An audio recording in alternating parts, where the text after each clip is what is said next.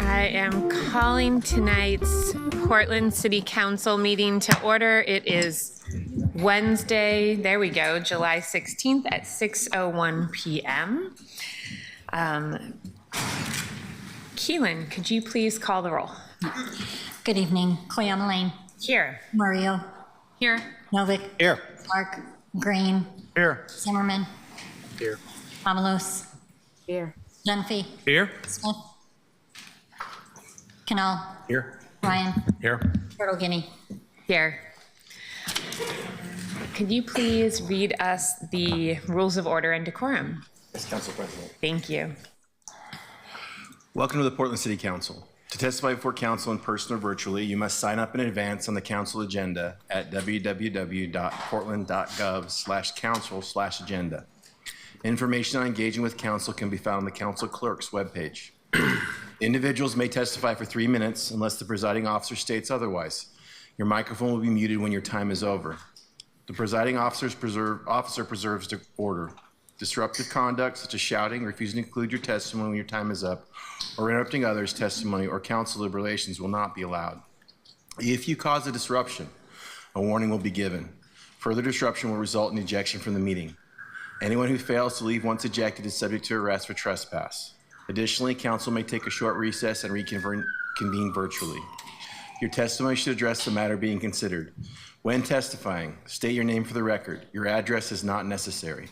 If you are a lobbyist, identify the organization you represent. Virtual testifiers should unmute themselves when the council clerk calls your name. Thank you. Thank you. Colleagues, the first item on our agenda is agenda approval. I have a couple of updates before we approve the agenda. Agenda items 7 and 8 have been requested to be referred back to committee by the service area for some technical changes to the language. So I'm removing those from the agenda to send them back to committee. Agenda item 12 has been pulled from... Members of City Council! I'm sorry, but we are in the middle of a meeting right now. We will have time for the public to respond. We will have time for the public to give comments later. I'm sorry, but we need to move forward with our meeting, and I'm asking you to sit back down. We have time for folks to give comments later. I'm sorry, but I need you to sit down so we can continue with our meeting. As we read in the rules of decorum, we need you to sit down, otherwise we will need to take a recess. Colleagues, I'm going to recess us for 2 minutes so that we can regain decorum.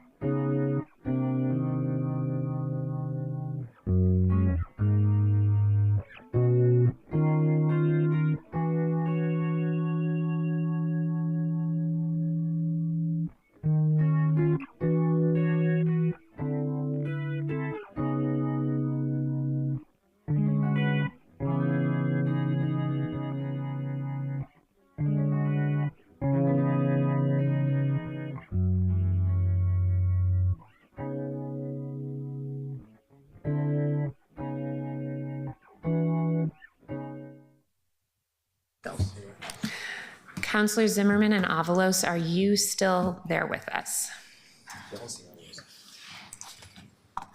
Yes. Fantastic. That gives us quorum. I am reconvening tonight's city council meeting. Colleagues, we are on approving the agenda, and I was running through items that have been pulled, including items 7, 8, and 12. The mayor has requested that item 12 be removed back to his office. Item 17 has been requested to be moved to a future meeting by Councilor Clark, and item 23 has been requested to be moved to a future meeting by Councilor Koyama Lane. Agenda items 10, 11, 13, 14, and 15 have been pulled off the consent agenda and will be moved to the top of the regular agenda.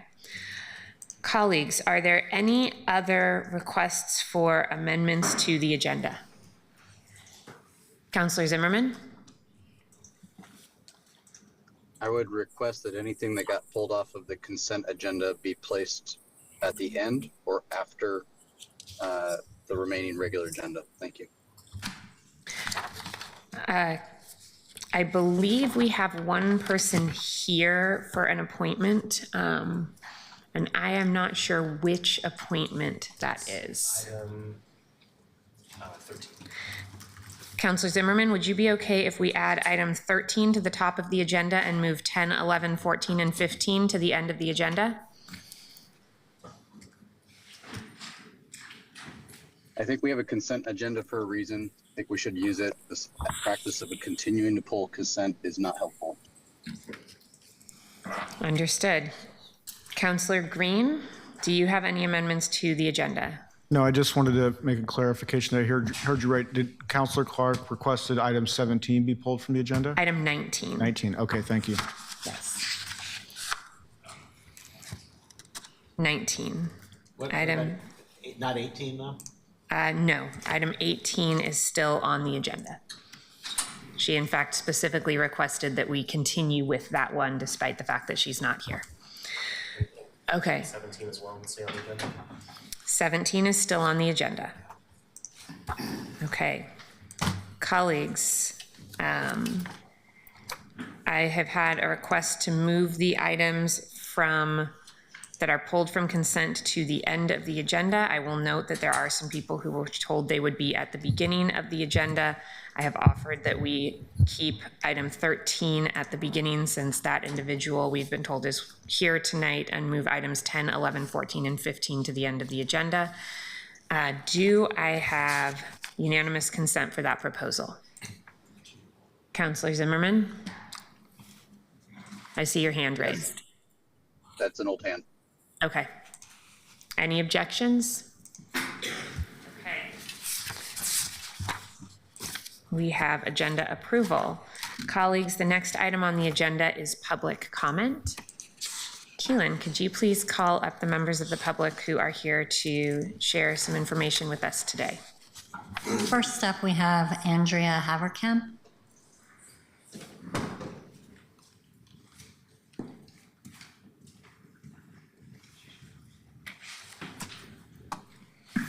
Thank you for joining us tonight. Hi, thank you. Good evening, Portland City Council. My name is Andrea Haverkamp. I'm a resident of the Kearns neighborhood in the Central East Side. I'm here today as a member of the advocacy group Strong Towns PDX. We advocate for a pattern of development that is financially strong and resilient, for roads and streets that are safe and productive, and that the best change is bottom up, low cost with high impact. Lots of groups also stand for safe streets, public transit, zoning, and housing, but we're unique that we lead from the financial reason that all of these are important. Portland just elected a crew of advocates and change makers to City Council. There's a lot of change makers and advocates out here doing the work too.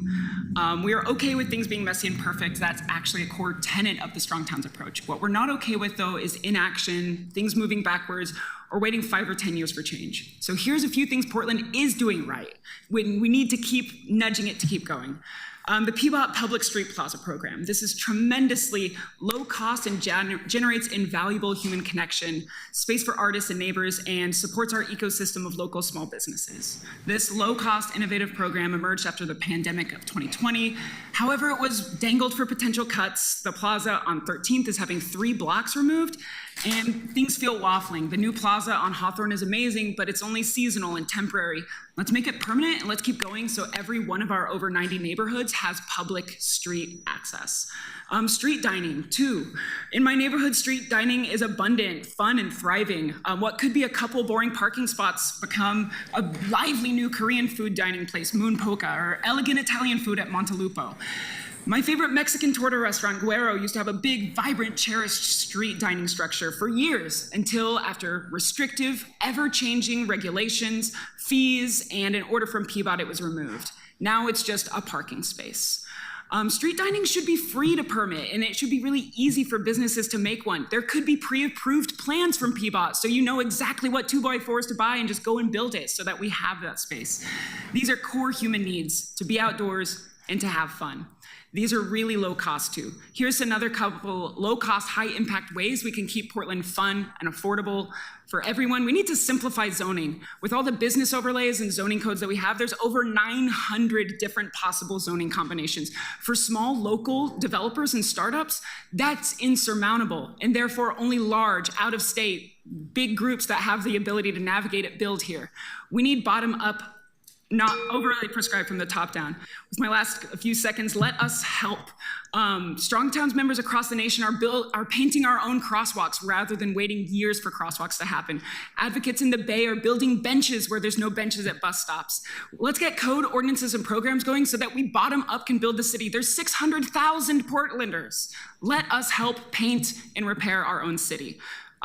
We also do a lot of math. We got graphs, charts, numbers, GIS data. Let's find a time to gather and talk. We have ideas. Happy Pride. Thank you. Thank you so much for being here today. Next up, we have Sarah Hobbs. Sarah is joining us online. Welcome, Sarah. Thank you for being a part of our meeting. Sarah, you're muted. Go ahead and unmute. Yes. For the record, my name is Sarah Hobbs. I'm a volunteer field advocate with the Oregon State chapter of the American Foundation for Suicide Prevention. I'm sorry, I'm nervous. A delay has just added to my nervousness, so please bear with me here. Take your time. I started in suicide prevention in 2013 as a member of Friends of the Vista Bridge. And Commissioner Novick, you were our champion on that project, and I'm forever grateful for you. I now come before you as our new city commission asking a ask of you, and that is again for the 3rd year that you declare September Suicide Prevention Month for the city of Portland. September is National Suicide Prevention Month. My organization's motto is Be the Voice. By making September to declare it on behalf of the city as Suicide Prevention Month, you amplify my voice, because I can go and say, see, my city commissioners are taking this seriously. They have declared it for the city, and you all can help. Sorry, getting the nerves. Amplify my voice. One of our national priorities, and we are an organization that works just in strict collaborative effort. We believe you don't need to invent the wheel. This weekend is one of our organization's busiest weekends because suicide prevention within the LGBTQ plus youth community, especially sadly with what we're seeing now with transgender youth, we work very, very closely in partnership with both the Trevor Project and Gleason. So this weekend will be a busy weekend for us.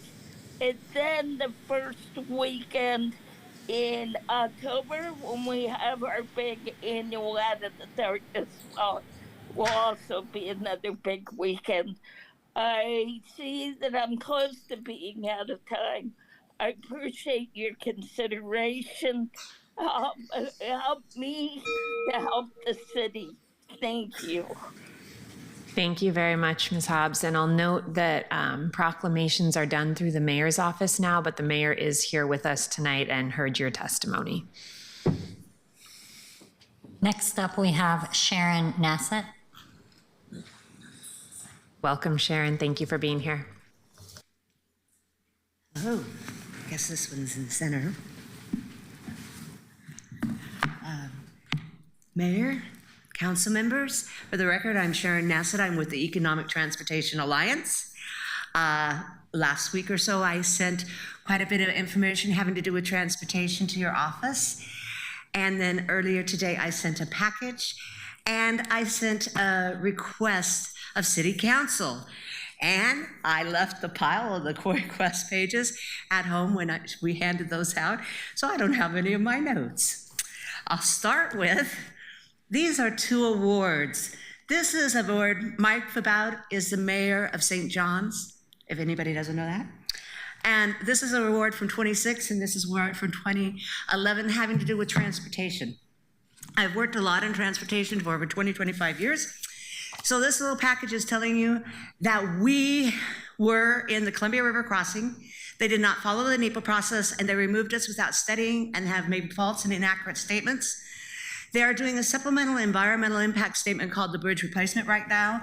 In the Federal Register, it's called CRC2, and it is all built on it. And a supplement is meant to be opened up when you find out more information and other things that need to be studied. When you look at this last 2 pages and you see the devastation that would happen with over 600 pieces of property fully or partially removed, 9 to 11 years of construction on I-5, what they would do to Jansen Beach, or Hayden Island as we call it. As an elected official, you would say, oh my gosh, isn't there anything else we could do? Anything else before this, especially since we know it will not give us any more time. The corridor is full on both ends, and it's not what anybody wants. Well, there is, and they removed those alternatives, have made false statements, have stole our maps, put false statements on them, and we have been saying that for a long time. Oh, this is supposed to be, are you seeing this map? We do see the map, yes. Oh, just, anyways, I beg your pardon. So anyways, there is no reason not to open up the supplement. In 25 years, they have not been able to go forward. What they're going forward with is not going to work. We have our own funding ideas. It will not include tolling. The majority of the land is bare and vacant. It'll have a tunnel through North Portland, so we will not have a second freeway. These awards, and hundreds of people have come to our meetings, have said it. Every time you go any place, you hear, Third Bridge, why isn't it being studied? We're not talking about construction. We're talking about studying. They removed us, and you see the video that I sent you where the Port Commissioner came out and said, I don't think this should be studied right now, and took it off. And they went forward with that. And letters from the signatory agencies over and over said they had violated it. But without a sponsors council, as you know, there was no sponsors council because they disbanded after being bullied, receiving disinformation. And all of the data from the sponsors council had to be null and void, which is why it's called the project's staff recommendation, because there was no sponsor council. I'm sorry, there was no beat, but I'm noticing that we're a bit over time now. Great. Thank you for being here, though. So what I'm asking for you is that you immediately require to the sponsoring agencies that they have to open the SEIS to include the projects that they removed that came forward from the community. Yeah, we have the information here from you and appreciate hearing. Oh, that's a minus. I beg your pardon. I thought I had. I didn't see the minus sign. Thank you kindly. It usually beeps, and it didn't tonight. Oh, it didn't be. Hey, well, thank you. Next up, we have Joshua Trotter.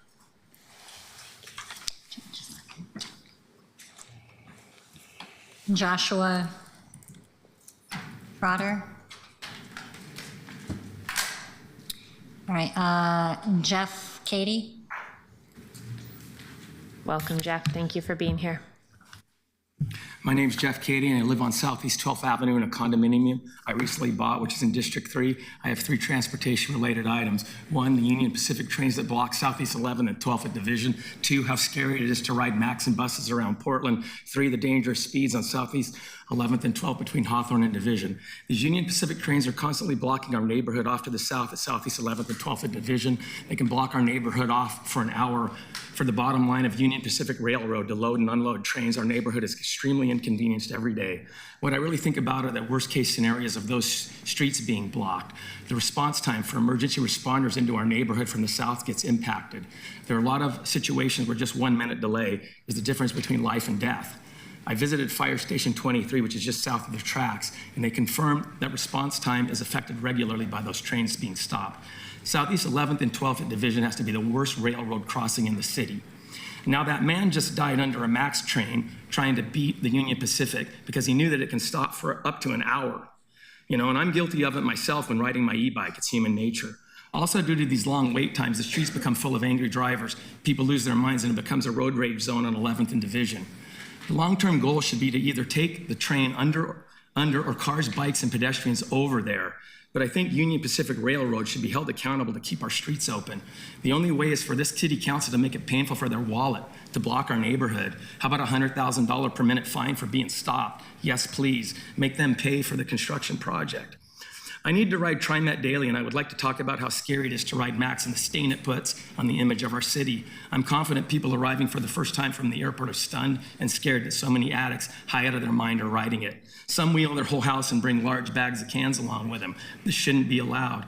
Others bring vicious dogs onto the trains. Dogs shouldn't be allowed on TriMet either, as I've heard bites have been happening.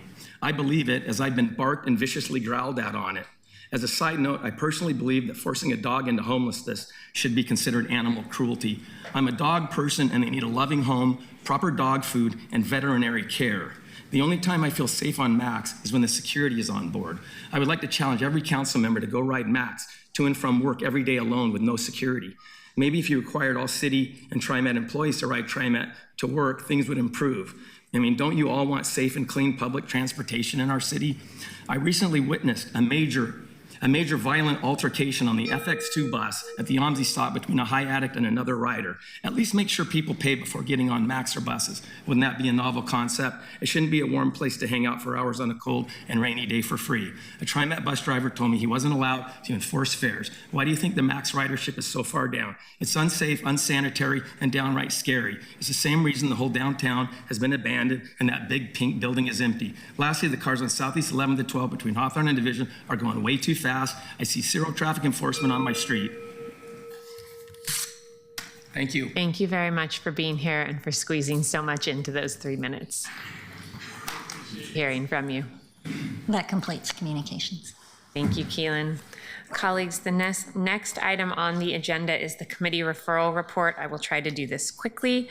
I referred accepting the 2024 Portland Police Bureau Annual Report to Community and Public Safety, appointments to the Home Forward Board to Homelessness and Housing, appointments to the Arts Access Fund Oversight Committee to Arts and Economy, urging the Public Works and Budget and Finance areas to develop a comprehensive strategy for alternative funding for transportation and infrastructure to the Transportation and Infrastructure Committee, appointments to the Planning Commission, to the Climate Resilience and Land Use Committee, appointments to the Portland Committee on Community Engaged Policing, to the Community and Public Safety Committee, appointments to the Civil Service Board, to the Governance Committee, declaration of property at North Midway and North Columbia as surplus to the Finance Committee, declaration of property at Northeast 33rd to the Finance Committee, vacation of property at Northeast 33rd and Marine Drive to the Finance Committee, vacation of property at Southeast Oak and 37th to the Transportation Committee,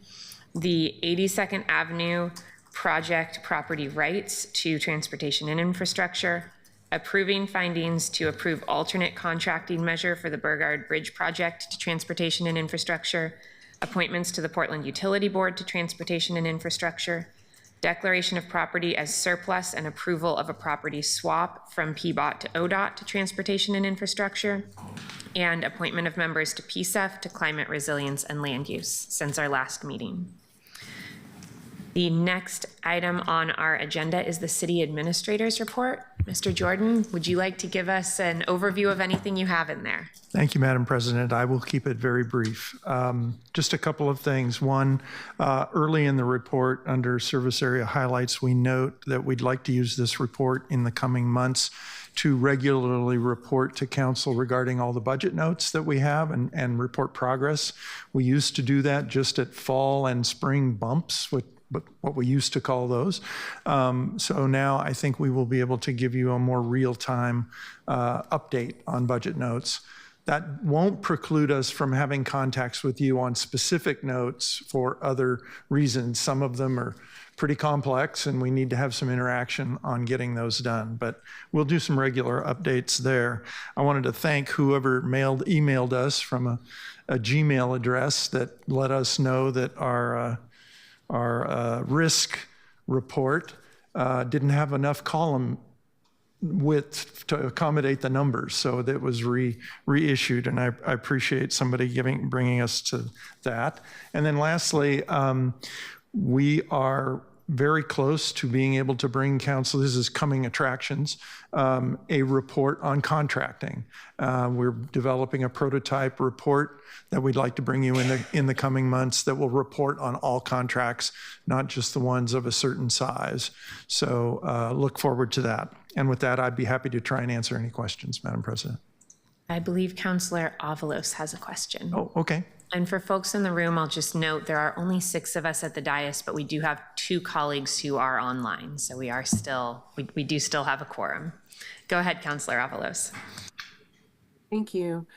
I was wondering, City Administrator Jordan, if you could give an update on the hiring process for the City Administrator.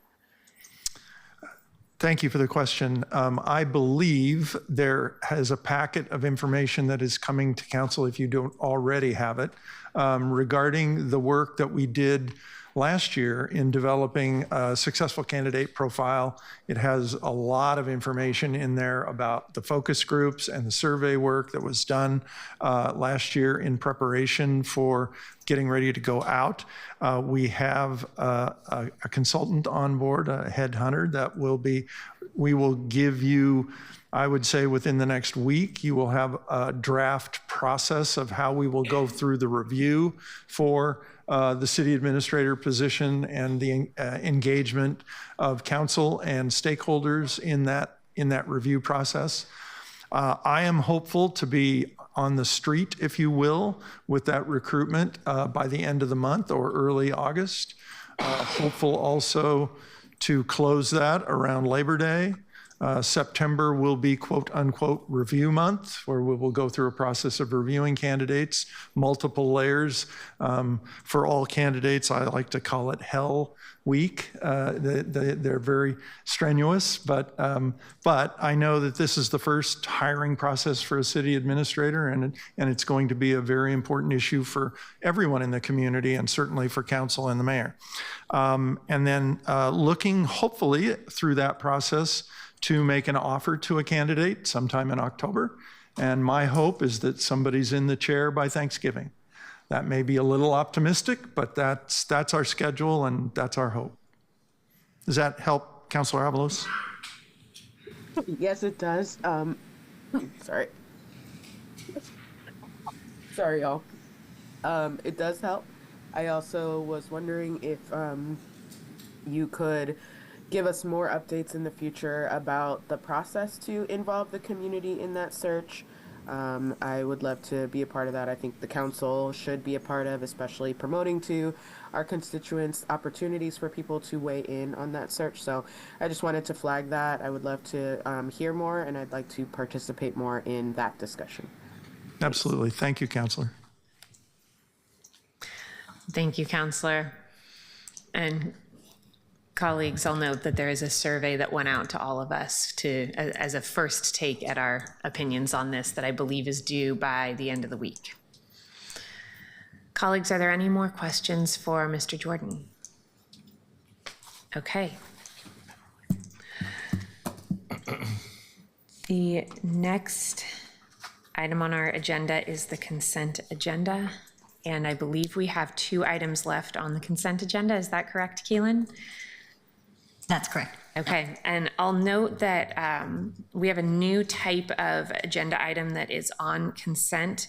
We get a lot of agenda items around property, dispose of a piece of property, declare a piece of property surplus, things that could take a lot of time, that get vetted in committee, that get vetted by the counselors who represent the district that the property is in.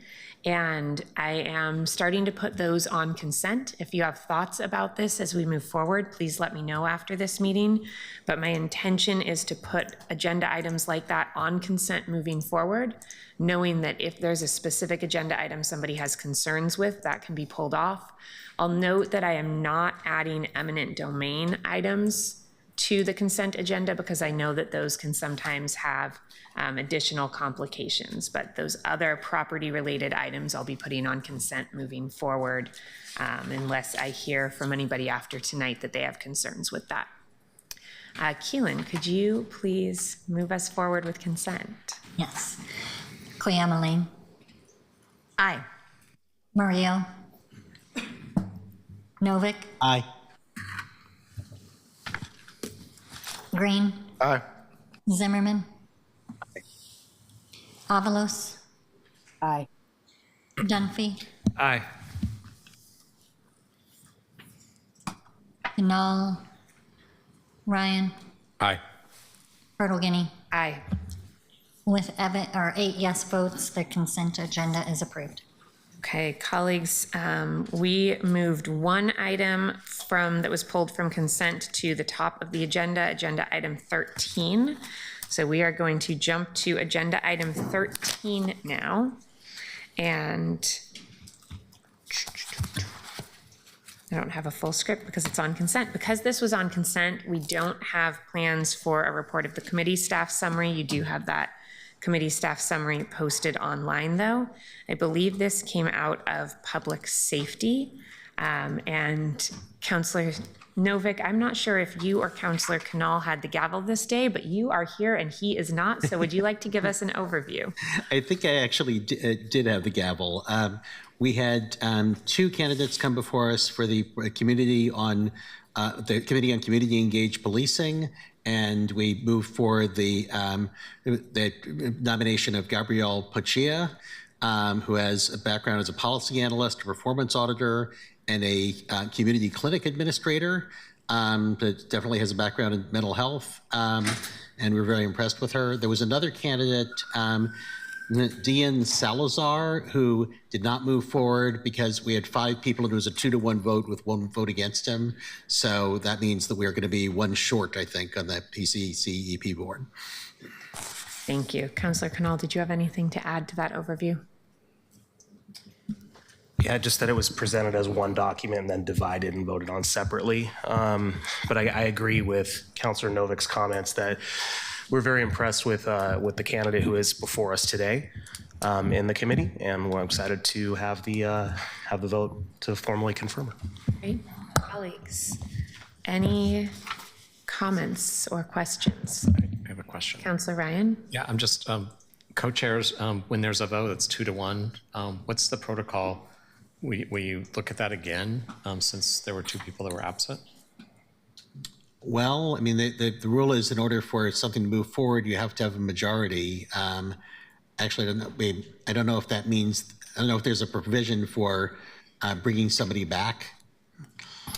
I think we could theoretically vote to move to rescind the vote, I believe would be the official motion to reopen it in committee. That would be a possibility. I'll note that the counselor who voted no, there were 2 counselors absent, so I don't know how they would have voted, but the counselor who voted no is not present now to talk about that side of it, but it is theoretically possible that at a later date we could bring that other nomination back up. I also know from, and I believe the staff could answer if we needed to confirm it, but that they're doing interviews because there was, I believe, 1 additional vacancy beyond it, so there'd be 2 vacancies to fill now that they're doing interviews for potential candidates to fill. We expect that in a few months, we'll probably get that next round of nominations. Got it. Colleagues, are there any additional questions about this appointment? Okay. Keelan, could you please call the roll? Council President, for this, I think we may need a motion to accept the report. So moved. Second. There we go. I apologize because it came off of consent. I was moving a little too quickly there. I realized that I didn't actually have you read the title either, which we should probably do. Sounds great. Thanks. Appoint Gabrielle Puccia to the Portland Committee on Community Engaged Policing for term to expire June 26, 2027. Okay, let's move forward with the vote. Cleameline? Aye. Novick? Aye. Green? Aye. Zimmerman? Aye. Avalos? Aye. Dunphy? Aye. Canal? Aye. Ryan?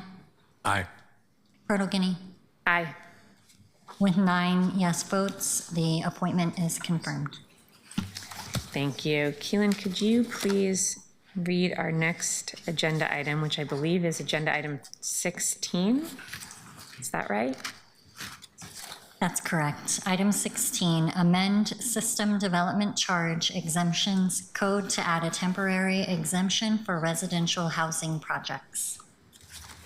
Thank you. And I believe we do have oh no, this is a second reading, isn't it? Mm-hmm. Okay, colleagues, this is a second reading on this item. This was the SDC measure that we heard at our last meeting. Are there any comments or is there any discussion? Councillor Avalos, agenda item 16. Councillor Avalos, go right ahead. All right, thank you. Yes, I have a couple of thoughts that I wanted to just share. I do plan to vote yes on this SDC waiver, but because at the last meeting I had to leave early before I could hear the end result of my amendment, I just wanted to talk about that real quick and say, first, I'm disappointed that it didn't pass because I'm worried that, I don't believe we have strong guardrails to protect the city from losing more infrastructure than we can afford to lose. Especially concerned now that, there's just so many dollars for infrastructure that are at threat, whether it's federal, whether it's the state's lack of passing a transportation bill. I'm just worried about, how much infrastructure funding we can afford to lose. I totally understand and understood the oppositional argument that it could have added an uncertainty that would have made it hard for developers. I think we could have had an honest discussion about how to accomplish both outcomes thoughtfully. But the other things that I heard were around folks not feeling worried about potential additional money lost other than the 63 million proposed, because they believe that, exceeding the goal simply means that we will have more housing. But if we don't have that same energy to ensure that the housing that we build is actually affordable to the people who need it, then we're simply deepening our housing crisis while adding more money into the pockets of wealthy developers at the cost of this vital life-saving infrastructure. And I have to speak up about that, especially as a counselor for East Portland. I've also heard people say, that they don't believe that SDCs should be the way that we fund infrastructure.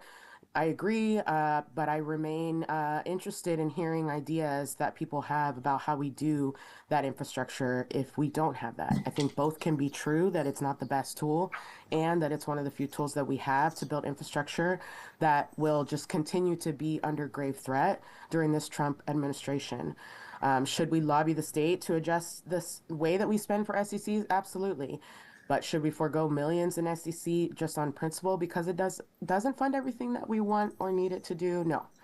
I think the SDCs is an important lever that we can pull, and absolutely we need to continue to work on other strategies to increase housing production, drive down housing costs. But one thing is for sure, I promise that trickle-down urbanism is not going to save us. Abundance is not going to save us.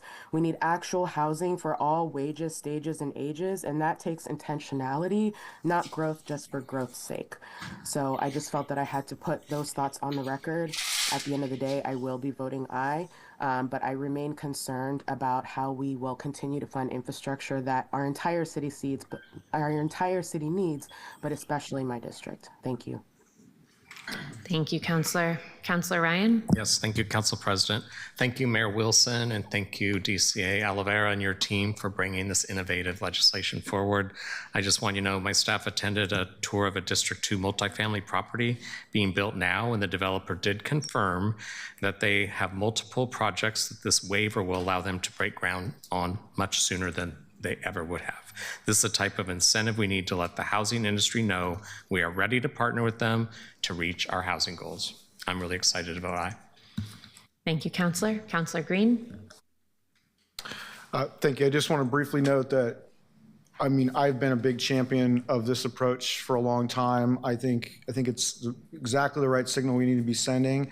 I just want to express my full support behind the other kind of code and zoning reforms that I know that DCA Oliveira is working on with his team. Because you got to make hay while the sun shines while we do this to have the maximum effect. And I had made the argument, I think, to Councilor Avalos' concerns, that I'm comfortable with this because we will grow our tax base with this. And I think I'm looking forward to that alternative finance conversation. I tipped out a little bit of my ideas at the Pedestrian Advisory Committee last night. So this is the beginning of a discussion, but I'm so excited to support this, and I really hope we do some more stuff like this. Thank you, Councillor.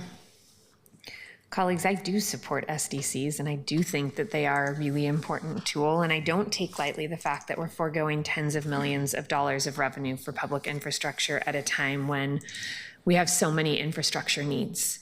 But I also know that right now, with the tools in our toolbox, this is the single most impactful thing that we can do this year to support housing development.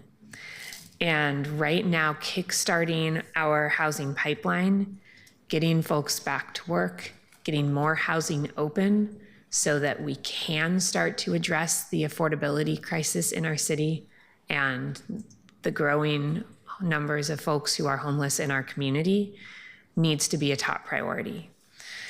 This may actually be significant enough, this single piece of legislation, to move the needle on housing in our community, to get eyes back on Portland, to get permits coming in the door, to get housing here for our community members. That's why I am supportive of the measure, despite the funding we will forego. It's why I am grateful to the mayor and the governor for bringing this forward to us to champion. It's why I emphatically support what's before us today. I hope that our community sees this as a commitment to building more housing, that the development community sees this as a call to get back to work, and that this is the start of real solutions for our housing crisis. Councillor Dunphy. Thank you, Madam President. Colleagues, I'm also looking forward to supporting this. I'm under no delusions that this policy will lower rents citywide. I don't believe that we will ever build our way to a place of affordability at this point. I don't believe that that's how development works. That said, I'm really worried about our workforce. I'm really worried about our qualified builders who are out there right now struggling to make a living, to pay their rents. And if we don't get cranes in the sky, if we don't get shovels in the dirt, and we don't start getting things built, then they will move. They will move on to new communities. They will find work. And if we don't demonstrate to the development community some form of carrot, then they simply will invest in other communities. They will buy up foreclosed homes rather than purchasing or building new ones. I don't believe that this will make things cheaper. I don't think that's the intention. And we need to have a bigger conversation about how to get things cheaper and how to get better wages into our community so that people can afford the rents we have here. But this is the right step right now. I'm looking forward to the broader conversation about the future of SDCs. I agree with everything that Councillor Green has been saying about this, and he has some credibility that I don't have since he's a doctor. But this is the right policy right now for Portland, and we will come back and take a look at it after we get those 5,000 units built very quickly. So thank you, Mayor, for leading on this. Thank you, Council, and thank you, community, for trusting us to try and do something good in the right direction. Thank you, Councillor. Colleagues, is there any other discussion? Councillor Koyama Lane. Thank you. I'd like to say thank you to the mayor and DCA Oliveira for bringing this idea forward. I am supportive of creative, innovative ideas and to address our most challenging issues. I will say at the front that I plan to support this today. I also believe there's no one action that will fix our housing challenges. We need many tools in the toolbox. This is one of them. Homelessness and the lack of affordable housing is so important and is fundamentally connected to economic injustice. And so I'm always very sensitive to any action that could exacerbate economic inequity, even if it's addressing short-term needs. I would say waiving SDCs is in that short-term solution category. I will say that I appreciate there's a clear end date to the testing of this idea. And also want to name there are possibly some potential long-term impacts that may not be sustainable. And in my 16 years as teaching, I've seen firsthand the impacts on students and their families who have to move frequently because they lack access to safe, stable housing. And I am wondering how this could work also in conflict with what we were just talking in our previous discussion about parks, the parks levy, and how much we care about parks. By waiving these SDC fees, we do have to be clear that parks will get less. I also want to make sure that every development project started as a result of this is held accountable to sharing in the responsibility of supporting all the things that we all up here really love in our city, the infrastructure, the parks. So I will look forward to hopefully some regular reporting to council and this being a conversation, and also to the community that can show us that this short-term action is being effective. And as a nod to kind of the more long-term outlook, I look forward to the council deliberation of Councillor Avalos's unified housing strategy. Thank you. Thank you, Councillor. Councilors, is there any other discussion before we move on to a vote? Okay. Keelan, could you please call the roll? Koyanlin. Aye. Novick. Aye. Green. Aye. Zimmerman. Very proud of the Finance Committee for sending this forward to the council. I vote aye. Avalos. Aye. Dunphy. Portland is open for business. Aye. Ryan. Aye. Pirtle-Guinea. Aye. With 8 yes votes, the ordinance is passed. Thank you. And Mayor, you brought this forward. Do you have anything you want to add before we move on? Thank you, Council President. First of all, thank you to the governor for stepping up, Council President, Councilor Avalos, Councilor Dunphy for joining the multi-family task force. This is a big, bold move that is really designed to bring housing fast to the market, but also it's a jobs act where our city is in need of that boom loop. This is for plumbers and framers and painters and delivery drivers to get people working right now with good family wage jobs, to keep families we have, to bring new families to our city, to create income tax going north, property taxes going north, business license taxes, everything that we've talked to our communities while we were campaigning about the renaissance we see. And I'm grateful to work with each and every one of you, and thank you for giving us this shot in the arm and getting Portland moving. Thank you. Thank you, Mr. Mayor. Keelan, could you please read our next agenda item? Item 17, urge the mayor to make the city a signatory to the Swimmable Cities Charter. Thank you. And I believe we have a committee staff summary. Madam President and councilors, for the record, my name is Craig Cook, Council Policy Analyst, and I serve as staff to the Arts and Economy Committee. The resolution before you, document number 2025-219, was considered in the Arts and Economy Committee on June 3rd, where it was referred to Council as amended with a recommendation to be adopted. It declares Council's support for joining the international urban swimming movement and urges the mayor to make the city a signatory to the Swimmable Cities Charter. The committee adopted an amendment prior to moving the item to full council. The amendment is summarized in the committee staff summary. The full impact statement on this item includes information on potential community impacts and community involvement. There was no verbal testimony prior to committee action. One person submitted written testimony prior to committee action, of which general themes included the importance of integrating urban public spaces with waterways for residents and visitors to enjoy, benefits to the economy, environment, and health of better connections between the city and the Willamette River. This concludes the committee staff summary. Thank you. Thank you. And Councilor Green, I believe you both have our presiding officer additions and also carrier comments tonight. Is that the case? It certainly is. Right ahead.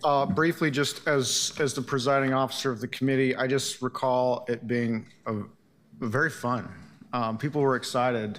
We have a hot summer, we have a beautiful river, and people were proud of the work they did. So that was an easy one for me, and I'm glad that we can use the Arts and Economy Committee for that type of joyful activity. So that's all I'd add to this. I think you know, if you'll indulge me, I'll go right into the motivation here. Go right ahead. Thank you. So Councilor Clark brought this forward, but she can't be here tonight, so I'm just going to kind of provide some remarks that are motivated on her behalf. So I'm honored to introduce this resolution as a co-sponsor and on behalf of Councilor Clark, who cannot be here today. Many of us advocated for parks and programs to preserve swimming pools and swimming lessons during the budget season, and just today referred a levy to the ballot to repair and restore our parks. The Swimmable Cities resolution, which passed out of our committee, elevates Portland's commitment to joining the Swimmable Cities Charter, an international alliance that prioritizes safe and swimmable waterways, a fundamental part of our communities for people and wildlife. And the Willamette River is our biggest park, right? I want to recognize our community members and organizations like the Human Access Project, Black Swimming Initiative, Willamette River Keepers, Columbia River Intertribal Fish Commission, and Lower Columbia Estuary Partnership for your grassroots work and advocacy to prioritize people and the environment. You guys I grew up in this city, and I remember when you couldn't swim in there. I used to get infections in my feet when I tried anyway because I'm stubborn. You guys all made this a swimmable river, and so I'm happy. I'm happy to do this. And so let's also acknowledge the environmental services for Check the Wreck, their Willamette River Water Quality Testing Program. Know where to swim when it's safe, especially on hot days like today. So, colleagues, I would love if we would urge the mayor. We obviously cannot compel the mayor, but this should be an easy sell for you, Mayor. Colleagues, are there any technical questions of either Councillor Green or Craig before we move to public comment? Councillor Avalos, do you have a technical question? No, I'll come back after public comment. Okay. Keelan, do we have anybody signed up for public comment? We have 2 people signed up, Willie Levinson and Morgan Spriggs.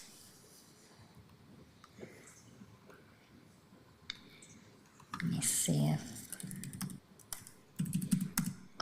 Willie Levinson, Morgan Spriggs. Oh, hi. You signed up for this item? Okay, all right. I think, yeah, go ahead and come on up. Will you please introduce yourself?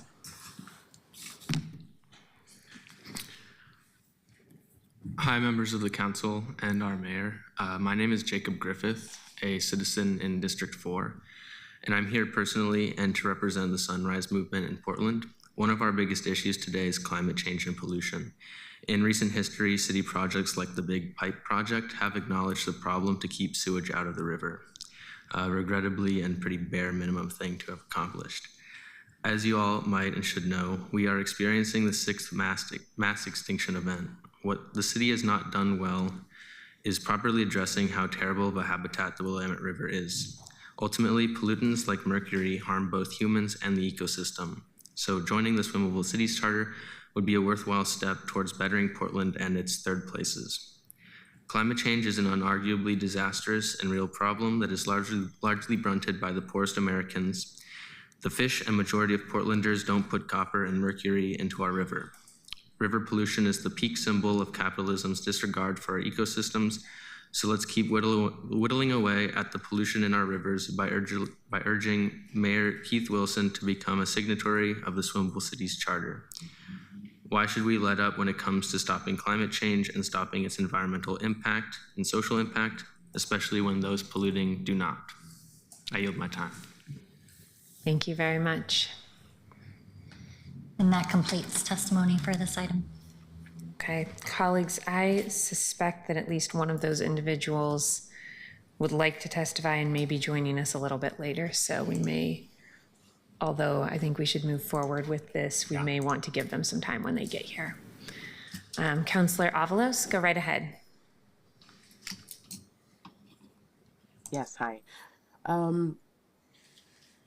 Thank you so much to Councillor Clark for bringing this forward. I think that, safe, swimmable, natural waterways are obviously part of thriving communities and just our environmental bounty. I'm really looking forward to checking out the Willamette River now that it is swimmable. So that's great. I'm going to vote aye. I just wanted to take an opportunity to emphasize that making our city a swimmable city should also mean that we're expanding water safety and skills education courses. Right now, Portland Parks and Rec only offer swim lessons at a single location east of the 205. We know that's not enough, and research shows that, Black and Latino parents and children are much less likely to know how to swim and have access to swim lessons, and those gaps just grow even further when you take into account family income. So this is a public safety concern that I want to bring up, because every year when we experience a heat wave like the one we're in this week, we tragically see drowning deaths in our community. So I just want to raise that and hope that this resolution and this directive to our mayor can bring attention to this overlooked issue as we continue to expand our swimmable city. Let's make sure that we're building in the right infrastructure to protect our kids and families from drowning unnecessarily. So thank you. Thank you, Councillor. Councillor Ryan? I'm sorry I missed the meeting that day. I think I was at a lovely emergency dental appointment, but I have to tell you that this is exciting. Every time Willie Levinson and the River Huggers come to council, they always get everyone uplifted. I will say that the docks went in 1986, just south of the Hawthorne Bridge, the ones we used for the dragon boat races. And I used to go swimming with my friends down there, and my mother was still alive at that time, and she didn't like it. But here I am many years later, and so please, people, swim in the water already. All right, thanks. Thank you, Councillor. Colleagues, any other discussion? Okay. Oh, Councillor Quayama-Lane. I just want to say, I think it's one thing to think about something as an idea and go, yeah, I want swimmable cities. And it's another thing to have that hands-on experience when we're dragon boat racing, or when with my third graders, I worked with the tribes and also worked with OSU to raise salmon in my class and then bring the kids down there and they get to release the salmon into the river. Being able to have that access is so, it just takes things to another level and helps folks really feel that connection and own that part of nature as something that they want to take care of, they love and want to take care of. And I also appreciate, just happened to yesterday with Human Access Project, got to swim in the Willamette River. Every Tuesday they're doing these splashdowns, and I was excited to go, but like there was something about showing up and seeing all these people just enjoying Portland and being so excited, and just reminding me how much I love our city, and access to the river is a big part of that. So I'm excited to vote for this. Thank you, Councillor. Perhaps if the mayor chooses to take us up on this suggestion, we should all go to one of those together. Colleagues, is there any other discussion? Councillor Canal, we are in discussion on agenda item 17, the resolution to urge the mayor to sign the Swimmable Cities charter. Go right ahead. Yeah, I just wanted to say this before the vote. I definitely support this, and I think one of the things that we don't always do a good job of at the city is join the coalition, the international coalitions that can advance the things we all believe in. And so this is a good first step to changing that under our new form of government. I look forward to getting involved in this on the international side, because there's so many different partnerships we could be involved in. And cities are at the forefront of a lot of this. In my work at the United Nations and in the international system, it's been a thing that I've observed for a long time, and I'm excited to get Portland started on getting back into those networks. Thanks. Thank you, Councillor. Councillor Murillo, we are in discussion on agenda item 17, urging the mayor to sign the Swimmable Cities Charter. Would you like to jump in the queue, or should we keep moving? I got nothing. Okay. Seeing no additional discussion, Keelan, could you please call the roll? Quayama-Lane. Aye. Maria. Aye. Novick. Aye. Green. Aye. Zimmerman. I believe he may have had to drop off.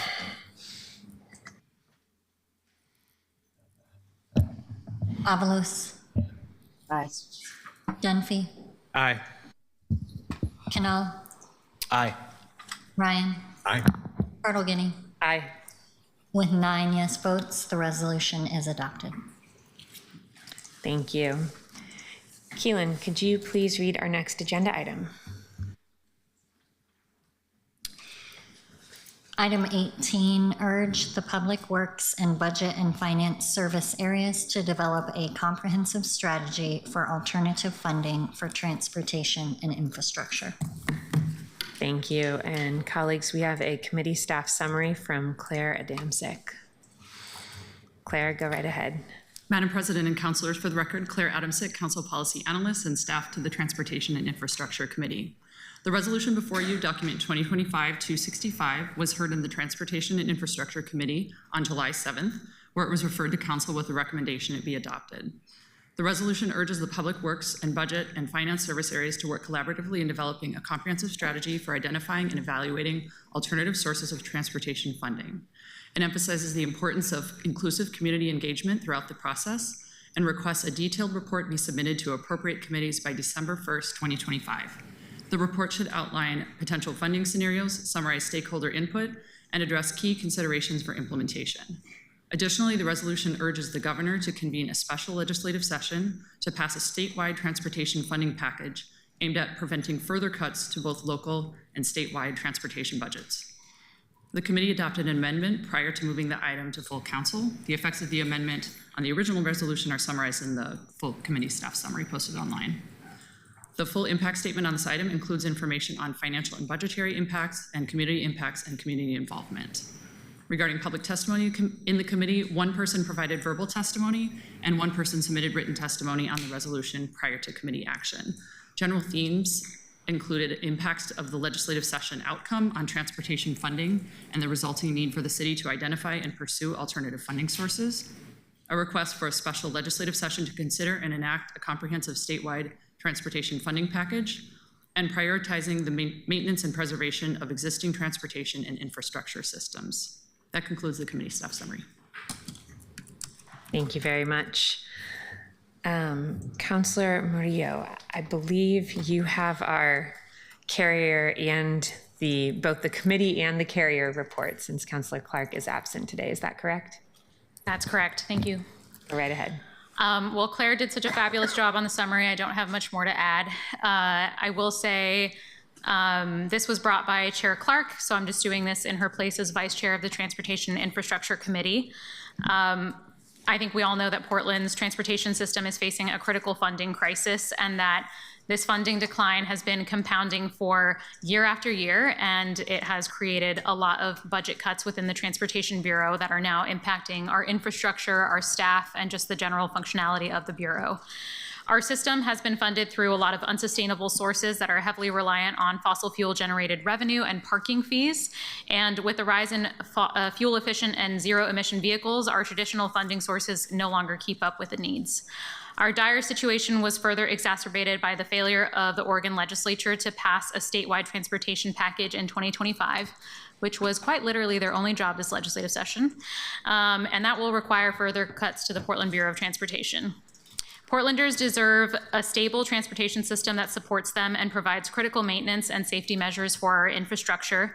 And without that additional funding, we are going to continue to lose ground. This will mean weight-restricted bridges, streets riddled with potholes, snow-covered roads uncleared in winter, and an increasing number of failing streetlights and signals. This resolution is a call to reimagine how we fund the system and asking the Public Works and Budget and Finance services areas to work in coordination to develop a comprehensive and sustainable funding strategy. A key step in this plan includes broad community engagement to explore funding alternatives, and this is crucial to ensure that we can build a more connected and equitable transportation system. Public Works and Budget and Finance will be tasked with presenting a detailed report by December 1st, 2025, and this report will outline funding scenarios, stakeholder input, and implementation recommendations. The other key piece to this resolution is adding our collective council voice to urge Governor Kotek to call a special session to pass a comprehensive statewide transportation funding package. This resolution passed out of the Transportation and Infrastructure Committee with unanimous support, and I urge all of you to support this resolution to get this essential work started. Thanks so much. Thank you, Councillor. Colleagues, are there any technical questions before we move to public testimony? Councillor Novick? Not technical. Okay. Okay. Keelan, I believe we have some folks signed up to testify. Thank you, Claire. We have 3 people signed up for this item: Sharon Nassett, Ernie Munch, and Jordan Lewis.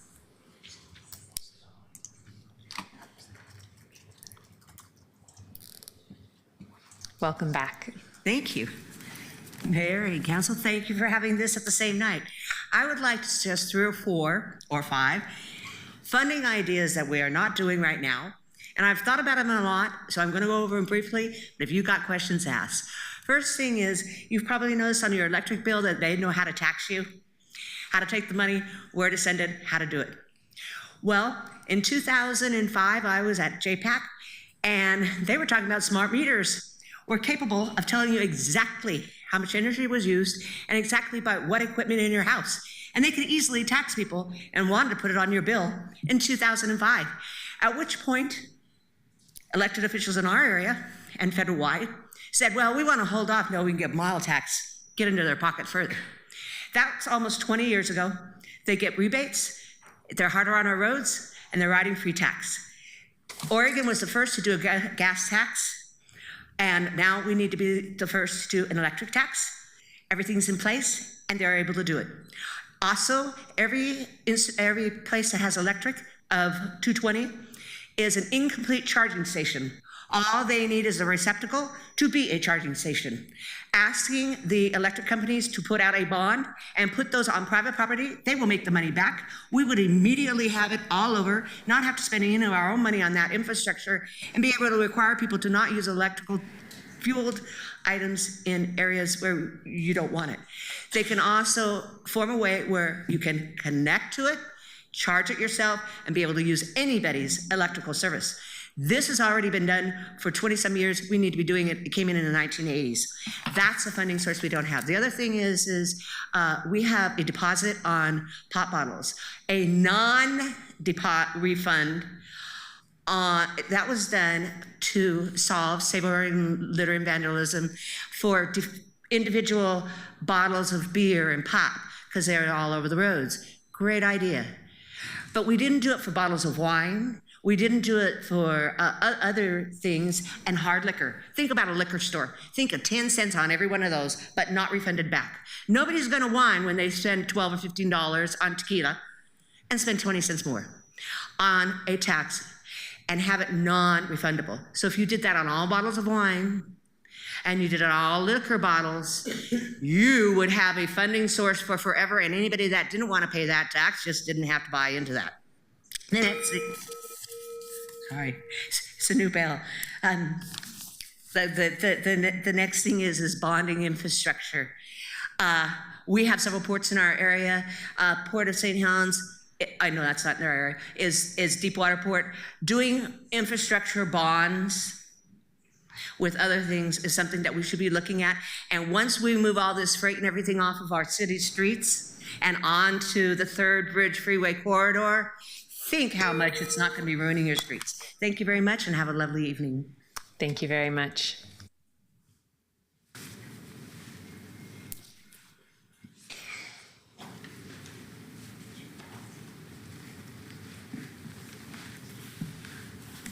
Hello. I don't even know why I signed up for this. I just think it's really important to pass the funding plan. I really want that. And when you go to the state and ask them to pass a new transportation package, substantial stiff improvement, funding for great streets, statewide transportation improvement fund, stiff.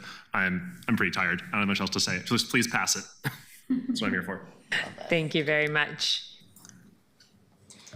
Ernie Munch. That completes testimony. Thank you, Keelan. Colleagues, is there any discussion to the resolution? Councillor Novick, are you getting back in the queue? Yes. Go right ahead. So I have a concern that it seems to me that we're sort of asking bureaucrats to do a political evaluation.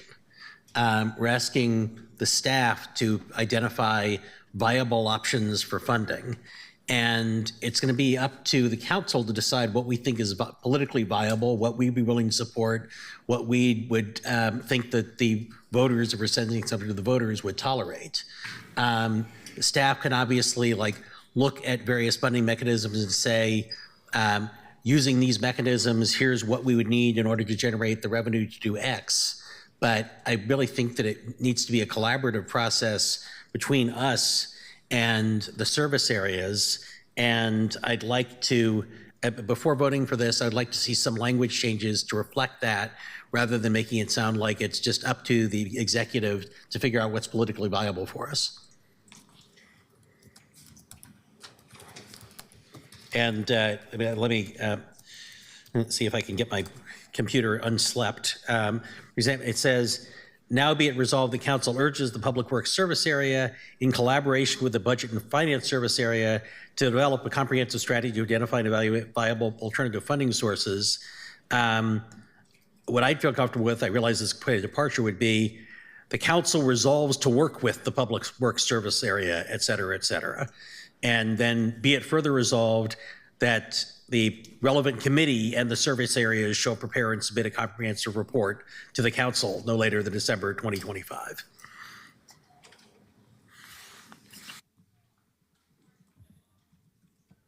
Councillor, was that an ask for a change? It's something that I would suggest to the carriers that they consider. Ask if they consider those friendly amendments or unfriendly amendments. Okay. I believe this came from Councillor Clark, who's not here tonight. So we'll need to make a decision on whether we want to amend this without her or not. I couldn't remember where Councillor Clark was the only carrier. I believe so. Why don't we move on to additional discussion, and we'll give you some time to think about whether you want to move that or not, okay? Councillor Green. Thank you, Madam President.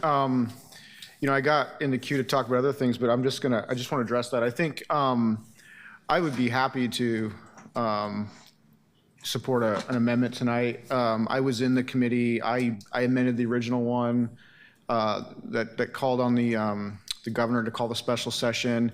I don't read viable in the same way maybe you do. I think my understanding of this is like, here's a good example. The gas tax, if we want to replace reliance on the gas tax, which is a diminishing source, a forward-looking strategy, would not consider that a viable source. So that's how I'm interpreting that. But I'm not opposed to your thing. And in fact, it's actually closer to the spirit on how I envision this government to work a little bit. These committees should be partners when we go do big policy changes, because there are politics in it. And I said this, you know, I've said this elsewhere, that our job is to provide political leadership for good bureaucratic work, right? And so I don't know if you want to draft it or if any of us wants to draft it, but as we do this discussion, if that gets you along, I'm fully in support of that.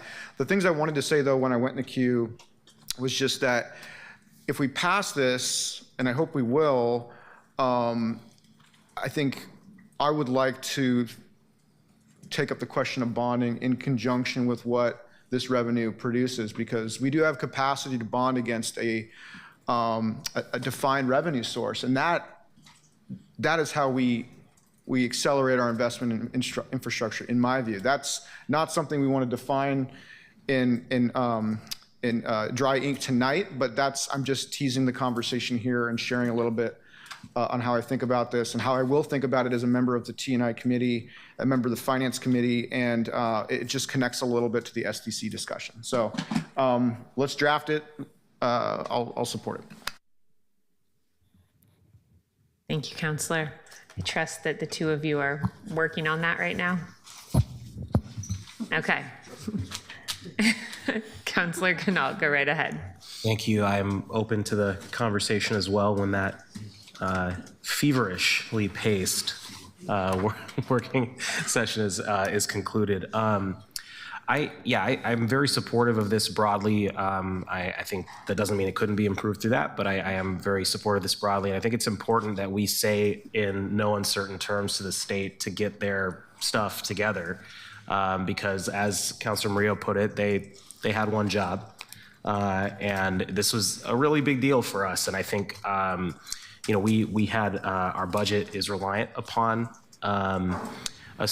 Part of the budget is for PBOT is reliant upon this, but also there's some conversations that need to happen at the state about their priorities, and I think that a special session might actually have the silver lining of being able to allow for some of the conversations around transit and around public streets to be accelerated when there's a singular focus instead of the 50 other topics that are being discussed at once. And I hope that happens because an approach that prioritizes freeway expansion exclusively isn't it. Thanks. Thank you, Councillor.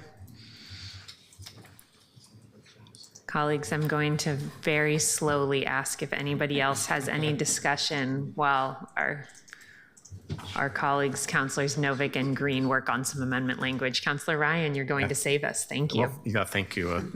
At the risk of filibustering, I just want to say, with the current state of our roads and everything that we're looking at and experiencing right now, it's pretty much a no-brainer. And I'm just really grateful that the committee, led by Councilor Clark in this circumstance, acted so quickly. It's too bad she's not here tonight. There's a lot of Councilor Clark work coming forward. So I just wanted to honor her good work. And I look forward to voting yes on this, but it's going to be even more exciting to vote yes when you two tell us what you landed on. I'll stop. Councilor Green. Yeah, thanks, Madam President. I'd like to introduce an amendment co-authored with Councilor Novick that reads, so it takes the now therefore be it resolved that council, it adds commits to work with, strikes urges the public works service area, and I'm going to email this, comma, through relevant council committees, comma, because there may be more than one committee, in collaboration, and so the rest of it stands. So that the only addition is that we're saying that council commits to work with these service areas through our committees and the budget and finance. And then it extends that on the be it further resolved. It says that, and the insertion is be it further resolves that the relevant council committees and the service areas, and then the rest of it continues. So it just sort of completes the circle on saying we're going to work with these service areas and the parts of the city administration that would benefit from that partnership. Can you email that? Oh, I'm going to email it, yeah. Can you make sure that you send that to Keelan as well, please? Seems funny to have the committees then report to the appropriate committee, so could we make that? While our colleagues are looking at that, Councilor Canal, are you in the queue? Just a question. So where it says committees, it is clarifying that to council committees? Yes. Okay, that's great. Thanks. And I'm sending this out now. Colleagues, while that's being sent, I will note that I heard from Councilor Clark's team that while they can't speak for her and she is not in reception and able to watch the meeting, they do believe that this aligns with the intent of the measure as she brought it forward. Trying to find our distro. Don't say it out loud, please. Are we getting that out to everyone, Councilor? Okay. Colleagues, are there any other comments or questions? Actually, we are now in discussion on an amendment. So are there any comments or questions to the amendment before us? Okay. We're going to pause for about a minute and a half for everybody to look at that as it comes in. And for the public watching, I apologize that we can't get it up online quite as quickly, but hopefully Councilor Green, having read it a couple of times, allows you to follow along.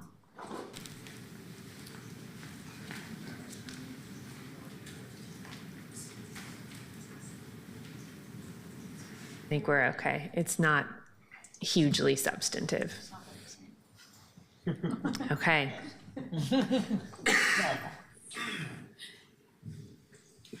Colleagues, is there any other discussion to the amendment?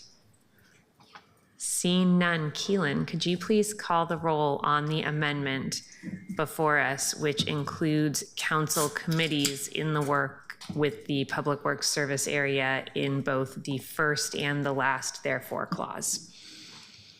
Or the first and the second, I believe. I'm sorry, the first and the second therefore clauses. Cleameline. For the amendment, right? Aye.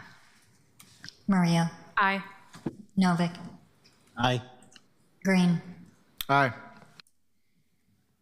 Zimmerman. Is Councilor Zimmerman gone for the meeting? Do you know? I believe so. He said he couldn't stay the whole time. Okay, thank you. Avalos. Aye. Dunphy. Aye. No. Aye. Ryan. Aye. Turtle Guinea. Aye. With 9 yes votes, the amendment is approved. Very good. Colleagues, is there any other discussion to the now amended resolution? Okay. Seeing none, Keelan, could you please call the roll? Hammerling. Aye. Mario. Aye. Novick. Aye. Green. Aye. Avalos. Aye. Dunphy. Aye. Canal. Thanks, Councilor Clark, for your work on this. Aye. Ryan. Aye. Guinea. Aye.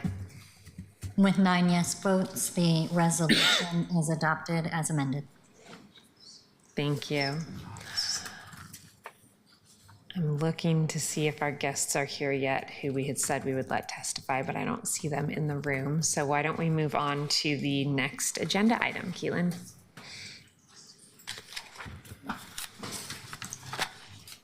Item 19. I believe agenda item 19 was pulled. Oh, right. Okay. Okay. So I think we're back to our consent agenda items. Is that right? Okay. Yeah.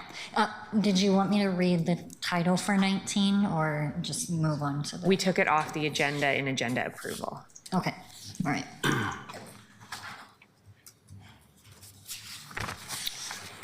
Okay. So next up, item 10, appoint Kathy Keithley to the Home Forward Board of Commissioners for a term to expire July 15th, 2029.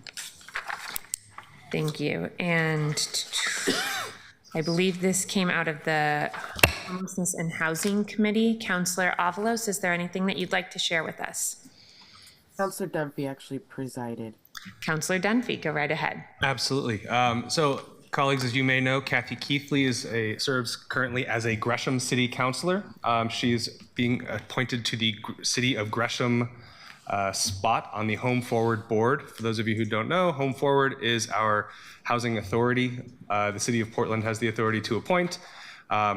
We heard from Councilor Keithley at our Housing and Homelessness Committee meeting, and unanimously supported her candidacy. So looking forward to supporting her again. Thank you. Colleagues, are there any questions or comments about Kathy Keithley's appointment? Okay. Seeing none, Keelan, could you please call the roll?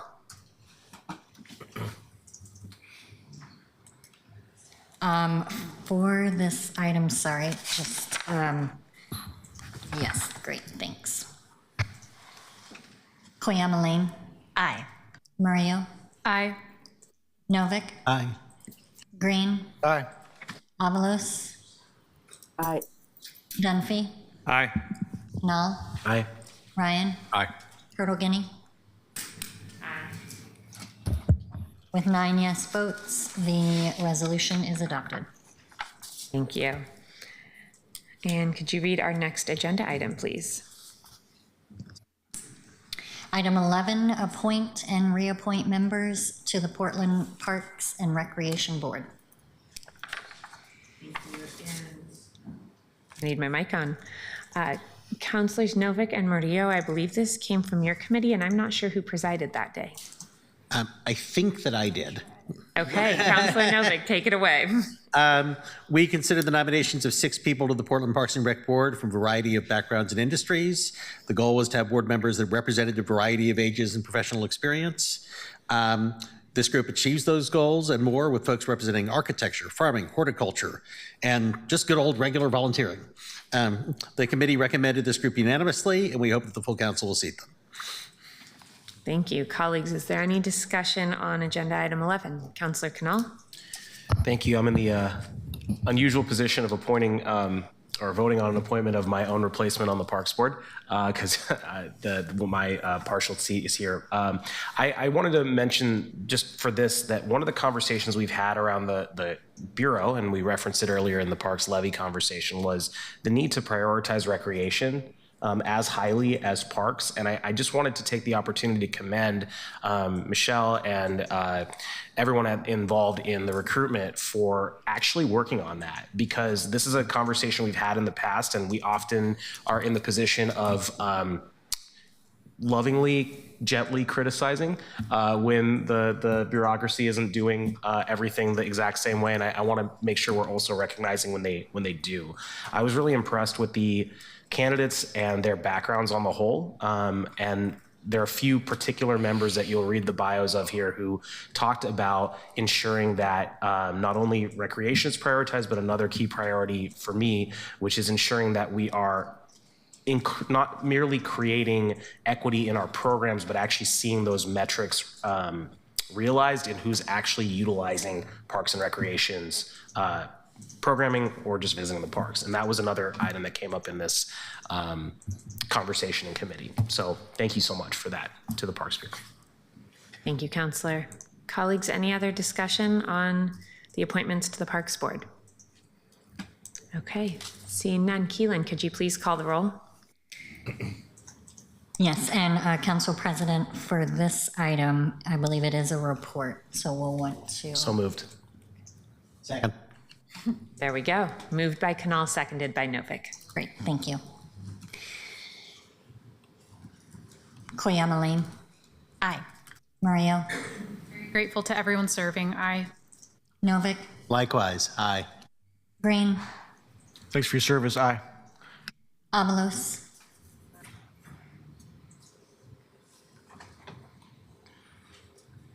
Councilor Avalos.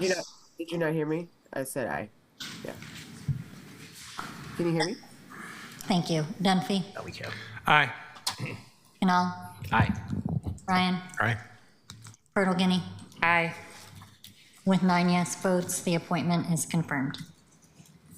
Colleagues, when we were on agenda item 17, urging the mayor to make the city a signatory to the Swimmable Cities Charter, the folks who were signed up to testify weren't here. We had reordered the agenda some, and they thought that that agenda item would come later in the meeting and had a conflict earlier. And I had noted at the time that I'd like for us to make space when they did arrive to allow them to testify on that resolution, even though we had already concluded our work and voted there. I see that Mr. Levinson just entered the room, and I would ask that we pause now to make space to move back to agenda item 17 briefly before we move on with our appointments. Keelan, would you mind calling up the folks who were signed up to testify on that agenda item? Sure. We have Willie Levinson and Morgan Spriggs. Welcome, Mr. Levinson, and I apologize for the timing shakeup there. No, hey, thank you very much. My name is Willie Levinson. I am the ringleader of Human Access Project, one word with a capital R. That's my legal IRS title. And it's unusual to be referred to as Mr. Levinson. Makes me feel a little uncomfortable. I do prefer Willie, dude, amigo, or bro are my preferred pronouns. It's really exciting to be here. It's been a journey. It's great to see Michael Jordan here when he was director of BES. We did a lot of work together. 100 years ago, last July, Portland closed the Willamette for swimming in 1924 due to pollution. It took us 100 years later to start bringing the culture back after we completed the big pipe in 2011. So there's all this talk about Paris, France, and the massive achievement that they had where they didn't give up on their river and made an investment to create a swimmable city. It's lifted all ships, and it's a very exciting thing. I just came from Duckworth Dock, where there was 500 plus people hanging out on the dock. My new favorite thing is greeting people with a hug after they get out of the river and feeling the temperature of their skin, which is super cool. The Willamette is a natural cooling center. So moving ahead, Human Access Project got a $250,000 capital grant from Metro. It's going to require some very interesting negotiations of who owns that property, which I will really need some help from City Hall on. Portland Metro Chamber, it sounds like we'll be able to potentially put in some additional money to help support that. And when we are in a time of a short budget and we're looking to bring hope and future to Portland, I think it's more important than ever to look for the high ROI items. Particularly, I know a lot of you people on council receive calls from the public of people bitching about how they want to change things and they bring no solutions or money to the table. Well, we've been doing this for 15 years, and hopefully everyone has seen the miracles that we've been able to do, but ultimately it's the power of the river. I mean, I can't really take any responsibility for the work that we've done other than creating positive platforms for people to experience the Willamette River and people responding. It's great to have, be able to have the nice thing. I saw the video, Dan, when we were able to jump in at Cathedral Park last summer.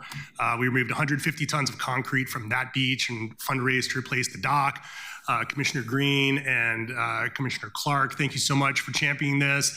And Council President Purtle Guinea, many thanks for figuring out how to get us on the schedule. But it's just, super exciting. When we started our work 15 years ago, 99% of Portland thought this idea was totally nuts.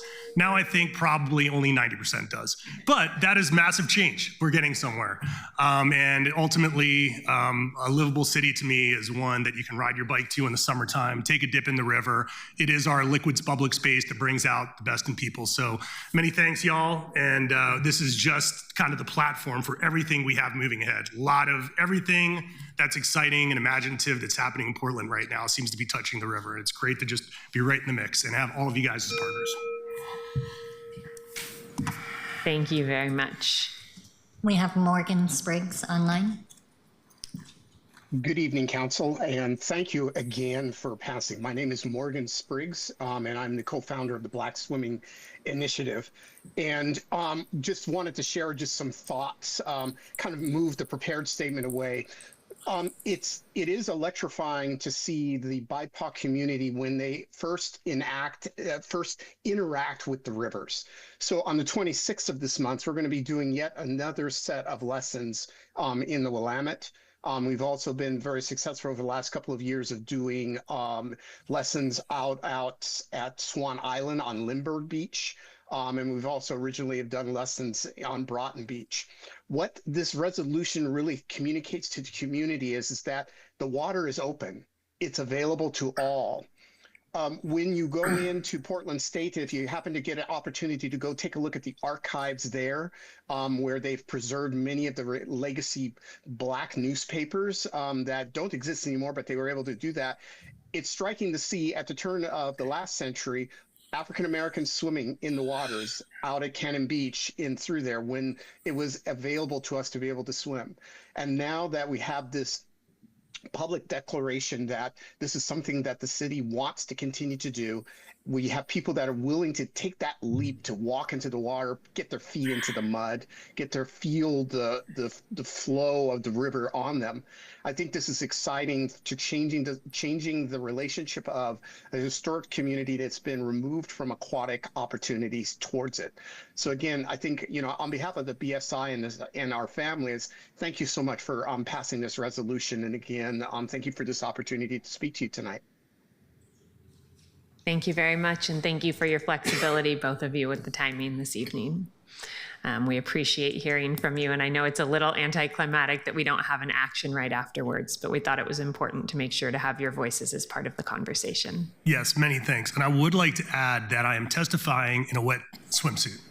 So I don't know if that's happened in City Hall before, but I'm proudly here in a wet swimsuit. We are so glad to have accomplished that first tonight. That's awesome. Okay, thanks, y'all. Thank you. Colleagues, with that, I think we are returning to appointments that had been pulled from the consent agenda. Keelan, would you mind reading the next agenda item for us? Item 14, appoint members to the Planning Commission. Okay, and I believe this came out of Climate Resilience and Land Use. Councillor Novick, you're smiling as though you were presiding at that meeting. It did indeed. And again, the committee saw this great slate of potential appointees, including a youth member, Lucas Pollock. The group represents a diversity of backgrounds, experiences, and geographic representation. With the committee passed the vote of the full council unanimously, and we hope that the full council will take a recommendation and appoint this incredible group of people to a full term.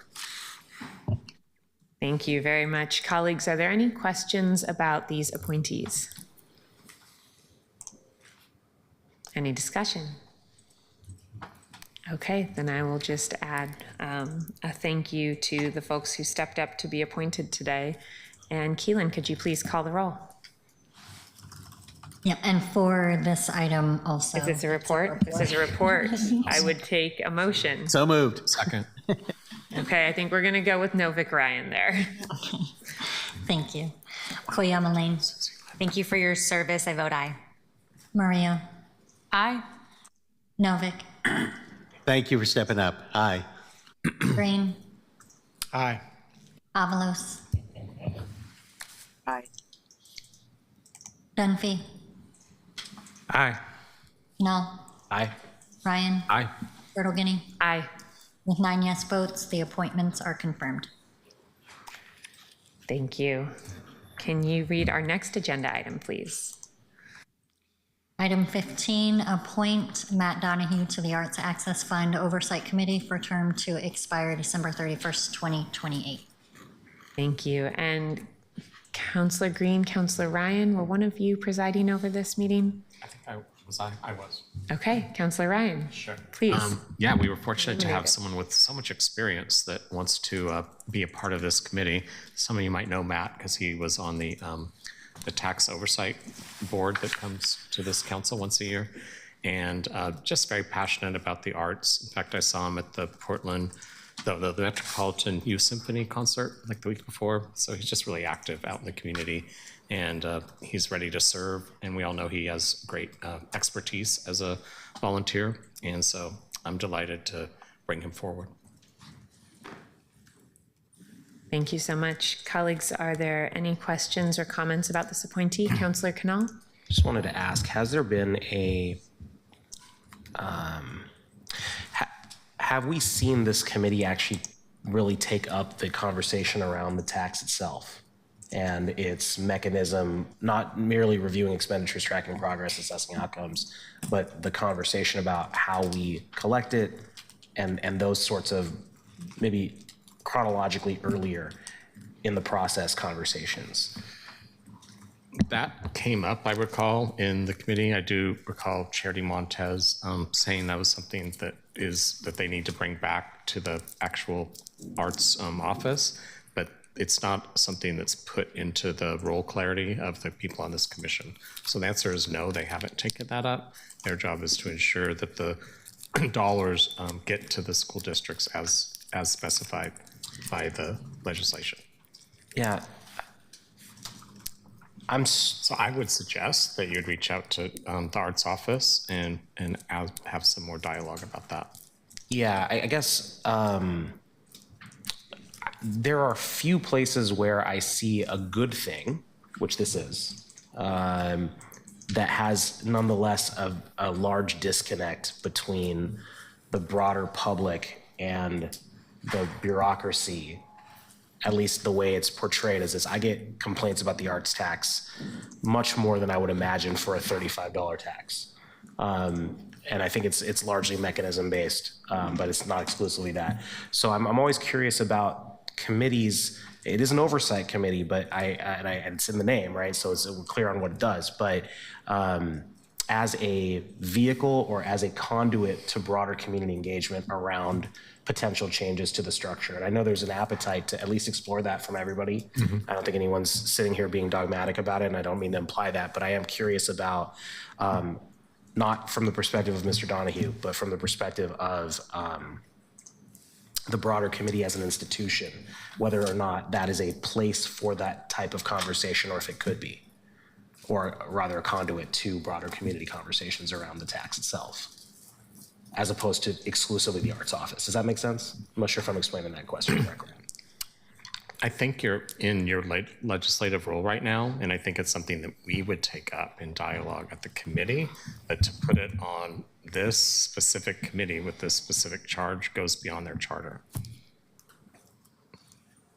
So your systemic questions are of course valid, and if you're saying that you, Councillor Canal, want to look into that deeply, then I think that's what you're trying to do right now.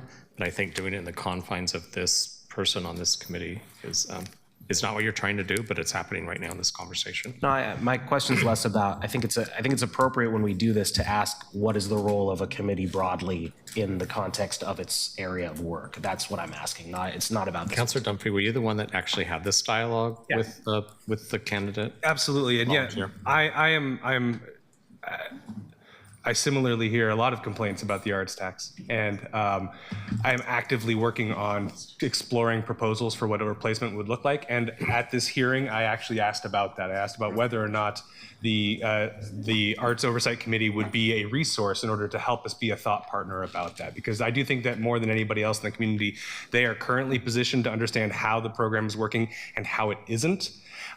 They are not proactively looking for those options, but I will be personally going to them and asking for input on that. One area that this committee really does especially need to do, and they have done a lot better in the last few years, is holding the 7 different school districts accountable. Historically, people think, oh, it's Portland Public Schools because it's a Portland arts tax, but we know that there are 6 additional school districts that receive funding, 5 of which are in my district. And the way that David Douglas presents arts is very different than how Park Rose, very different than how Centennial does, and way different than how Portland Public Schools are. And so also Riverview and what's the other one? Reynolds. And Reynolds, thank you. They are all, yeah, right.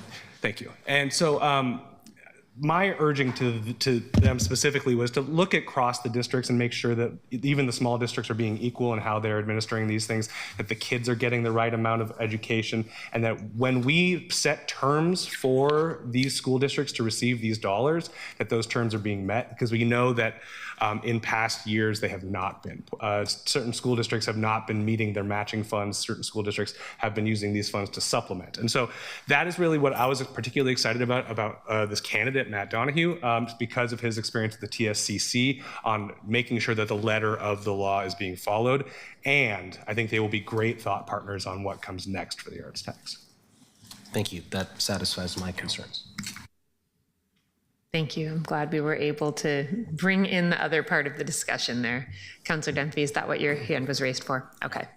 Colleagues, are there any other questions about this nominee for appointment? Okay.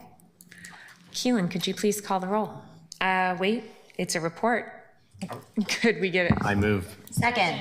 Okay. We're going Ryan Koyama Lane on that one. Great, thank you. Koyama Lane. Aye. Mario. Aye. Novick. Aye. Green. Aye. Avalos. Aye. Dunphy. Aye. Canal. Aye. Ryan. Aye. Kurtulgini. Aye. With 9 yes votes, the appointments are confirmed. Thank you. And colleagues, I know we jumped around on that agenda a fair amount because of the things that were pulled and then placed at different times, but I do believe that was the last item on our agenda. Fantastic. I'll note that it is not even 8 o'clock. Good work. We do have a meeting tomorrow. We had thought that this meeting was going to run a little bit later, so we moved a few things on the agenda to tomorrow afternoon. So please, I know that some folks have conflicts, but we are just at the number we need for that meeting. So please let me know if you have any conflicts I don't know about or that you haven't filed.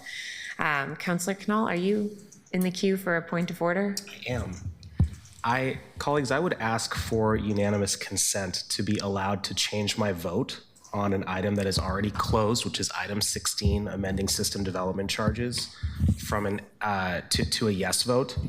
I was not present for that. I was running back in, and I know that after the fact, we're allowed to do that if no colleague objects. I would like to be on the record how I voted on that so that my constituents know where I stood on it.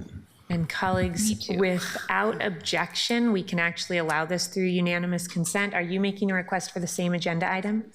Okay, are there any objections? Okay, go ahead then.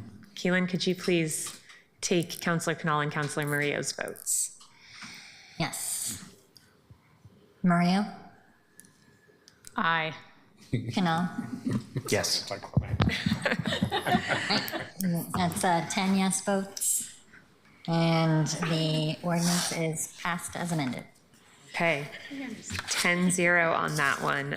Mr. Jordan, maybe you want to update the mayor that he got a few more votes.